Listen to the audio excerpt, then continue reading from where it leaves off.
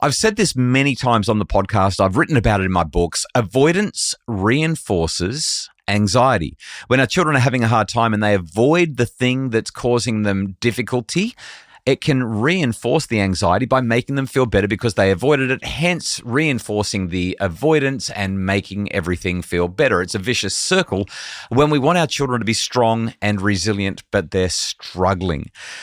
But sometimes avoidance is exactly what you need because there's a certain threshold. And once something causes a certain level of anxiety, we need to go a lot more gently and find other ways. In fact, sometimes it's completely reasonable to avoid things altogether. For example, I'm kind of afraid of sharks. I have high levels of anxiety. If there's a shark in the water, I don't want to surf anymore. Avoidance reinforces the anxiety, but that's a good thing because it's keeping me safe. Our children sometimes feel like they are swimming with metaphorical sharks. They want to get out of the water, but we know that they're not sharks. They're friendly dolphins, and it's our job to keep them swimming.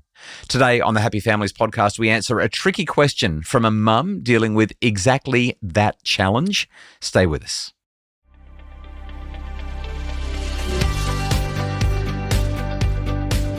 Today, what to do when your child has anxiety and will not confront the demons that are scaring them. Hello and welcome to the Happy Families podcast, real parenting solutions every day. It's Australia's most downloaded parenting podcast. We are Justin and Kylie Coulson. And if you're new to the pod, welcome. We're so glad to have you along. We continue to see new people coming on board and having a listen. We hope that you'll stay. We hope that it makes your family happier. Every Tuesday on the podcast, we answer your tricky questions about family and relationships and well-being and screens and mental health and discipline and all that stuff. If you would like to submit a tricky question, we've got a really simple system at happyfamilies.com.au. You just scroll down to where it says podcasts, click the record button, and start talking like Samantha from Brisbane. My daughter said she doesn't like being alone with her thoughts at night, so she plays music to drown them out. How do I help her learn how to deal with or direct her thoughts? Okay, I really appreciate this question, Samantha from Brisbane, and the reason for it is because avoidance is one of those things where we feel uncomfortable and we just rather not confront the scary dog that's barking at us. We don't want to go up and put our hand out there and let it sniff our hand and become familiar with it, get closer. There is a lot of research that shows that the best way to overcome anxiety is to move towards rather than away. So the anxious response is to move away. The anxious response is to flee or flight, but research seems to indicate that the more we can move towards the thing that scares us, the better. And that's the whole idea of exposure therapy, right? The person who's afraid of spiders, so then we look at one in a book and then we have one in a jar on the other side of the room and we move closer and closer. The difficulty with something like this is we don't know exactly what your daughter is worried about, firstly. And secondly, exposure therapy is usually best conducted by somebody who has the appropriate training. It's not great when a parent says, oh, you're afraid of this? Well, here, let's get you nice and close to it really fast. So let's talk about whether or not listening to music and avoiding what could be going through your mind is effective or not. So the first thing that I want to emphasize is that listening to music and distracting yourself. Distraction is an effective short-term choice. Like sometimes when I'm really upset with one of my children or when I'm having a bad day, I'll sit down and I'll watch some cycling or some surfing on YouTube, or I'll play a game on my iPad because the distraction is relief. It feels like I get to just recalibrate my brain and my physiology, my system. But a distraction is something that you would do from time to time. Correct. As opposed to something that's happening on a daily basis because we're avoiding what's actually really going on. Yeah, which is why I say it's an effective short-term choice, but the drawbacks are it should never be a long-term choice. And having music on at nighttime potentially impacts lost sleep, ability to be peaceful, means more tiredness tomorrow, which could be associated with even greater anxiety.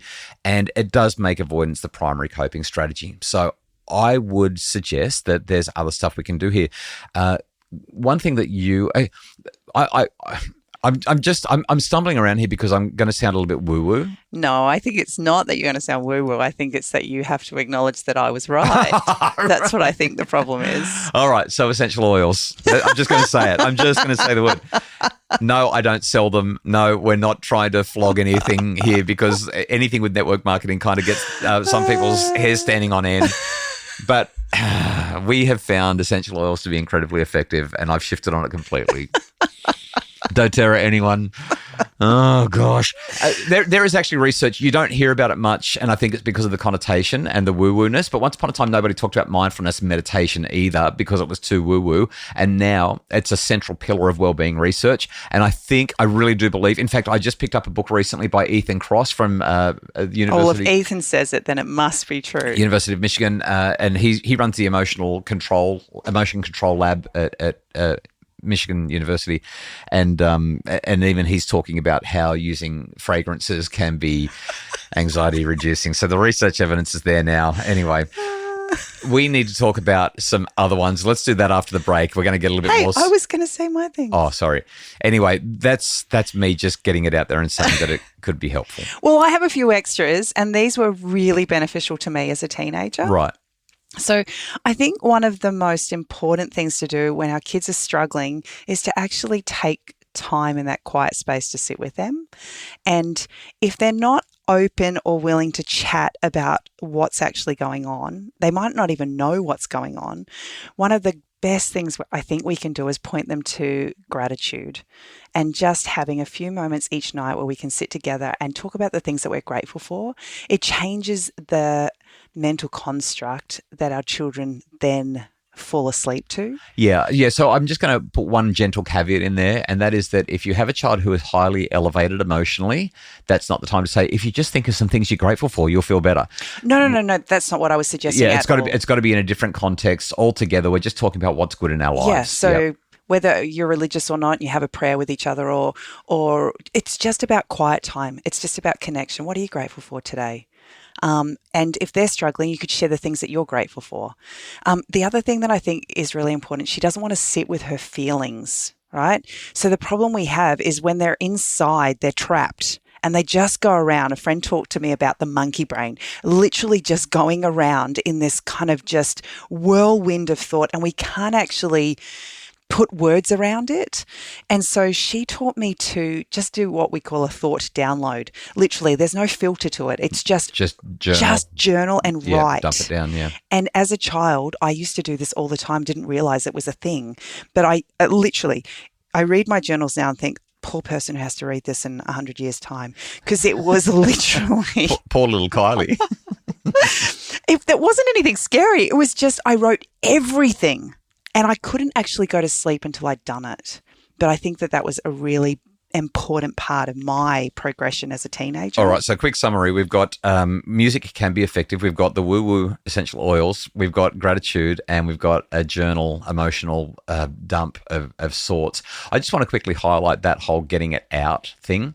The default mode network is part of your brain, or several components of your brain that switch on when all the screens and everything else switches off.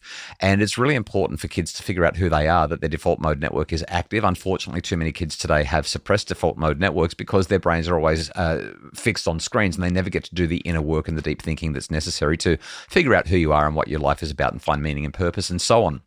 That was a lot to say this. Sometimes kids have an overactive and maladaptive default mode network, and it sounds like Samantha's daughter is in that boat. So where we really, that's where the rumination comes in. The default mode network kicks in, and it doesn't know how to apply the brakes to unhealthy and maladaptive thoughts. Yeah.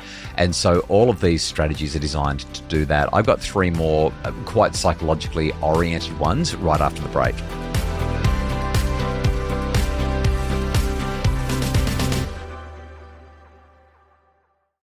Okay, Kylie, we've got a list of regulation tools that's quite salad.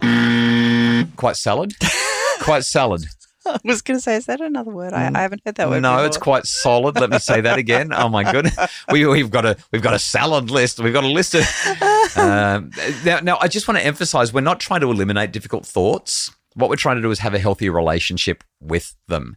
So 3 more ideas that will be helpful here. The first is to normalize and validate the experience. So when your daughter is experiencing these really big, negative, horrible thoughts, we don't have to fix it. We just want to say, yeah, sometimes being alone with racing thoughts is pretty uncomfortable, isn't it? And that will move us through and help to regulate those skills better. Anxiety often peaks at night because... we're in the dark. And distractions aren't there anymore. So I think by normalizing it, by literally saying to your daughter, this is normal. A lot of people struggle with nighttime thoughts. We're not trying to eliminate the discomfort. We're trying to build tolerance for it in the same way that when I'm doing my breathing exercises, because I like to hold my breath for long periods of time with free diving, I want to build up my tolerance for CO2 in my blood. We don't, when you hold your breath and you want to breathe, it's not because you need oxygen, it's because you need to get rid of the CO2. And so by holding my breath for longer periods of time, I'm just building up that CO2 tolerance. It's the same at nighttime in bed. We want to build up our tolerance for the discomfort around some of our thoughts, recognize that it's normal, and recognize that good thoughts arrive as well. Second one that I've got is that we want to build what would I call it? A gradual tolerance toolkit. So instead of taking away the music entirely, I'd be working collaboratively to come up with other options. Maybe it's starting with music that gradually becomes quieter or more calming, and then experiment with other. Maybe you could add meditation to it. So it Yes. there's a form of music in the background, but it's not the main thing. Or- And it's starting to train her thoughts to think differently. Or nature sounds. I mean, I always joke about how my mum used to make us listen to Tony O'Connor CDs that she bought from the post office when I loved those. Do you remember those? We used to do it with our kids. With all the rivers and the Yeah. birds chirping and the waves crashing on the ocean. Mum used to be into Deepak Chopra and Stuart Wilde and Anthony Robbins and all those people. And I just think involving her in creating these solutions rather than imposing them. What other things would help you feel calm? What would you like to try? That kind of discussion, not in the moment, but out of the moment. Yeah, having a bath with Epsom salts and using magnesium to kind of help calm.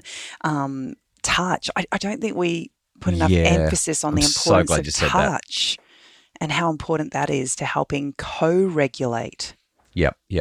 And as much as I want to say this could be very serious and getting professional help might be useful, I'd be spending a little bit of time on all of these solutions first. There's one more that I'm going to quickly throw in, and that is that we as parents need to address the underlying thoughts, not just the symptoms. And I'm sure that Samantha's doing this. I just think a lot of these nighttime struggles stem from unprocessed worries and anxieties and fears that have occurred during the day.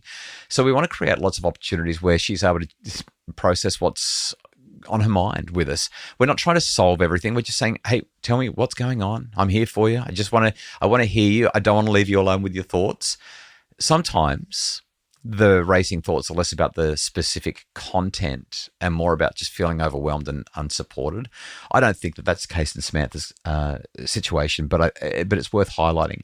Having those chats in the car or going for a walk, spending time in nature and doing the things that we've talked about in that very comprehensive list, I think will move the needle substantially. And if it doesn't, of course, the advice is to go and get help. Have a chat with a GP, have a chat with a psychologist, a school counsellor, and see if there's something that you can do about it. We really, really hope, Samantha, that's been helpful. And for any parent who's dealing with anxious kids, hopefully there's some ideas there that are going to make a difference for you. Thank you so much for the question. If you have a tricky question for us, jump online, happyfamilies.com.au. Just scroll down to where it says podcasts, click the record button, and start talking. We'd love to hear from you. Or you can send us a voice note to podcasts@happyfamilies.com.au. The Happy Families podcast is produced by Justin Rulon from Bridge Media. Mim Hammonds provides research, admin, and other support. And if you would like more information and resources to support your family better, visit us at happyfamilies.com.au.